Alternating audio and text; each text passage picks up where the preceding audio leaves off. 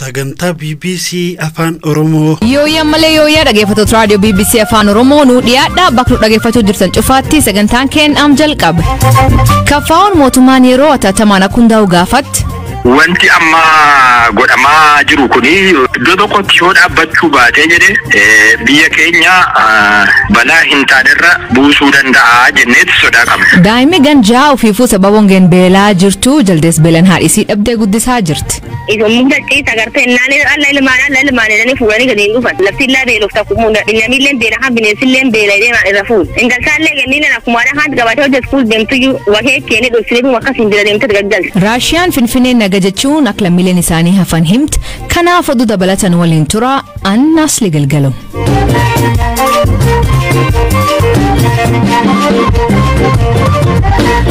Dhaggeeffattoota oduutiin jalqabaanii dhaabbanni mootummoota gamtoomanii UN waraana Itoophiyaa atattamaan akka dhaabbatu ammallee deebiin yaamicha dhiyeessite. UN waraana kaaba Itoophiyaatiin wal qabatee kanaan dura manni marii nageen dhaabbatichaa marroo hedduu korka taa'ee waraanni haal duree tokko malee akka dhaabbatu gaafachaa ture. Hirpha gammachuu gabaas qaba. Barreessaa olaanaan dhaabbata biyyoota gamtoomanii Antonio Guterres waraanni Itoophiyaa atattamaan akka dhaabatuuf irra deebiidhaan waamicha dhiyeessan. Guterres waliigalteen nageenyaa garee riphxee loltoota Revolutionary Armed Force of Colombia FARC jedhamu wajjiniin mallatteeffame ganna shanaffaasaa yaadachuudhaaf Colombiyaa daawwachaa kan jiran yoo ta'u mootummaan Itoophiyaas fakkeenya kana hordofuu akka qabu gaafatan. Adeemsi nageenyaas Colombiyaa keessa jiru waan na hawwateef qaamoleen waraana Itoophiyaa keessatti adeemaa jiru deeggaran haal duree tokko malee saffisaan dhukaasa dhaabanii biyyatti akka biraaran waamicha dhiyeessaa jedhan.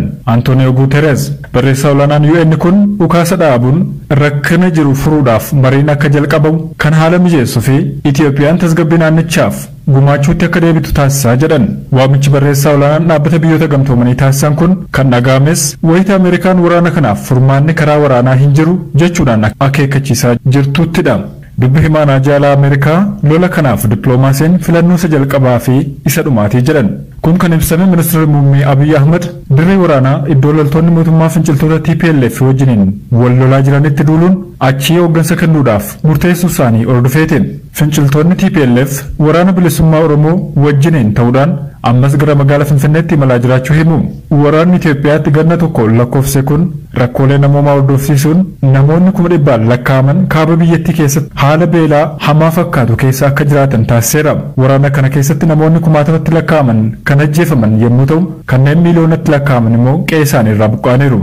UN qofa dontaane kanaan dura gamtaan Awurooppaa biyyoonni gurguddoon addunyaa akka Ameerikaa, Germany, France fi United Kingdom waraanni Tigraay dhaabbatuu fi qooda fudhattoonni waraanichaa atattamaan marii akka eegalan yaamicha dhiyeessanii turan.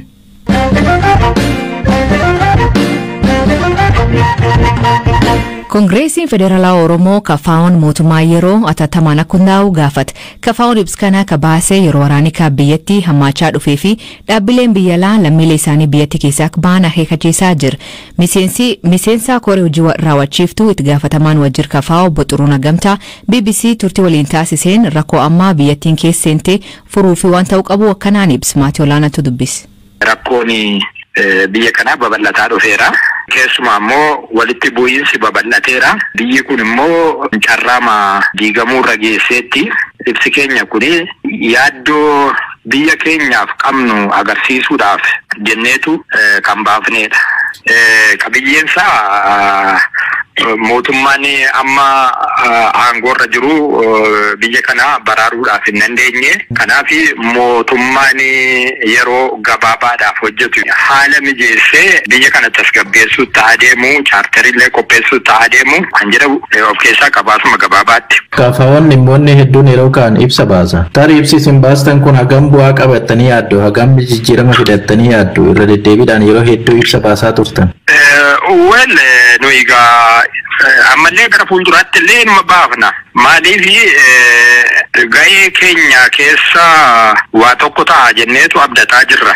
Maaliif yoo jettanii guyyaa tokko namni nu dhaga'e keessumaa immoo namni waa'een biyya keenyaa kun yaaddessu as ba'e nu wajjiniin tumsee adeemuudhaaf danda'a kan jennu abdii waan qabnuuf Olee buleegaa namni baay'een watti dhaga'amee jedhee dhimma kanaa fi tumsuu danda'a jenneetu yaadna abdanna. Maaliif namni rakkoorraa barateellee of sirreessuu hin danda'a, wal sirreessuus hin danda'a. Haaluma kanaan qaamni mootummaa amma aangoorra jirullee ejjennoo keenya kana ibsa keenya kana hubachuudhaani Diraa jechuudhaaf hin danda'a jenneeti kan abdataa jirru. Amma mootummaan biyya bulchaa jiru ministeera muummee dabalatee gara duulaatti bobba'aa jiru.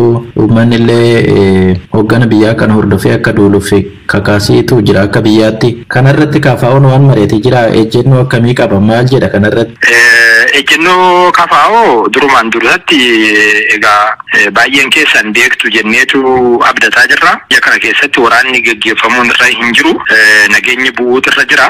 Qaamoleen waraana jiran hundumtuu qawwee isaanii lafa kaa'anii gara marii nagaatti akka adeeman gaafataa turre. Ammallee gaaffii keenya sana itti fufuudha jenneetu ibsa akkanaa baafne. Wanti amma godhamaa jiru kuni iddoo tokkotti yoo dhaabbachuu baatee jedhe biyya keenya balaa hin taanerra buusuu danda'a jenneetti sodaa qabna.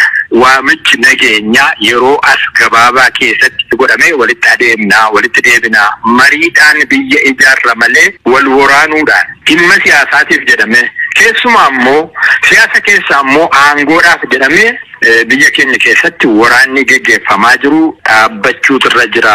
Sabnis kanuma irratti yaadda'uutu irra jira kan jedhu irratti hundoofneeti nuyi ejjennoo akkanaa kan fudhannu.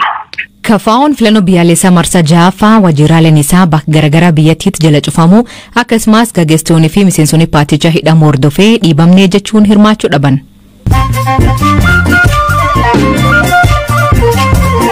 Dhaggeeffattoonni oduu teenya gabaaboo jalqabaanii waraanni kaaba Itoophiyaa hammaachuun biyyoonni lixaa fi UN hojjettoota fi lammiileen isaanii biyyatti dhiisanii akka ba'an yeroo gorsaa jiranitti Raashiyaan garuu haali magaala Finfinnee tasgabbaa'aa jetti. Kanaaf karoora hojjettoota imbaasii magaala Finfinnee jiranii fi maatii isaanii biyya baasuu akka hin qabne beeksifti. Naannoo Amaaraa magaala Dabra Birhaanitti miseensonni poolisii namoota soda nageenyaaf shakkamanii to'annoo jala jiran mana mal sirreessaa akka ba'an taasisan to'annoo jala ooluun ibsame. Itti gaafatamaa kutaa qorannoo yakkaa waajjira poolisii magaalichaa Inspektar Addis Gabrahiwotii fi saajiniin olaanaa Mulugeeta Gashoo namoota garee shororkeessaa TPLF'n waliin qabu jedhanii to'ataman. Achuun magaala Dabra Birhaanitti sadaasa 25 irraa kaasee namoonni waraqaa eenyummaa magaalattii hin qabne sochii akka hin taasifneef dhorkamuu bulchiinsi magaalattii beeksise. Waajjirri kominikeeshinii mootummaa bulchiinsi magaala Dabra Birhaan toora miidiyaa hawaasaa irratti akka beeksisetti jiraattota magaalattii kanneen waraqaa eenyummaa qaban qofaatti guyyaa sochii taasisuu danda'a jedha. Kanaaf sababii kennameef qaamoleen iddoowwan garaagaraa irraa lo'anii galuun naannicha qorachuu fi hojii odeeffannoo kennuu hojjetan jiraachuu waan ergameef jedhan. Jijjiiramni qilleensa hammaachuun gosti simbirroo yookiin simpirree albatros jedhamu akka walii kan taasisee jedhu qorannoon hariiroon gaa'ila isaanii kan addaan citu yoo jaalalli duraan ture dhabamee fi yookiin ammoo yeroo walii kennuuf dhiisuun ta'uu malaa jedhan.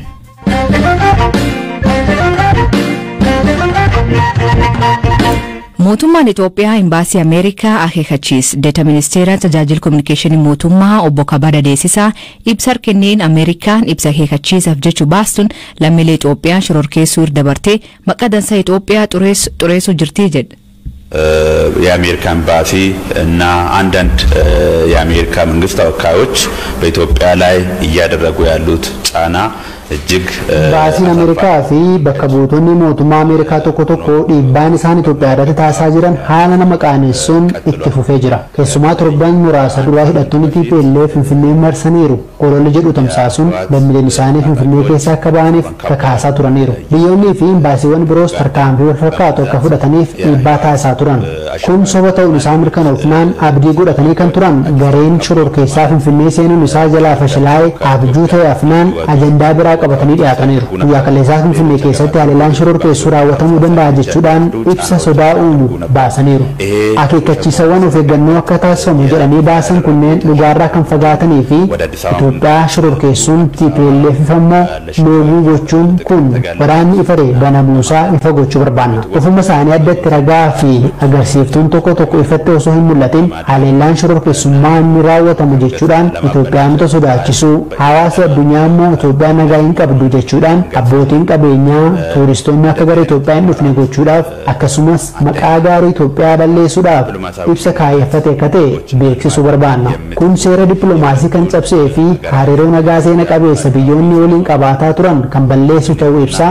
Mootummaa Ameerikaas ta'e teessoo isaa Finfinnee kan godhate imbaasiin Ameerikaa gocha shororkeessummaa fi qaanessaa ta'ee fi itti gaafatamummaa hin qabne kana irraa akka of eeggataniif ni akeekkachiifna. አሸባሪ አሳፋሪና ኃላፊነት የጎደለው መግለጫዎች ራሱን እንዲቆጥብ እናስጠነቅቃለን። Dhaabbileen deeggarsa Ameerikaa deeggar laachuu dhiifnee baanaa jechuun sodaachisaa jiraataniillee kabajni Itoophiyaa qamadiin jijjiiramuu ka jedhu obbo Kabadaan gargaarsi lammiileen Itoophiyaa biyyattiif taasisaa jiran abdiin horee jedha. Hoogganaan biiroo nageen magaal Finfinnee Dr. Qanaa Yaadataa magaal Finfinnee keessatti yaadoon nageenyaa raagaan deeggarame hin jiru jechuun miidiyaaleef hime.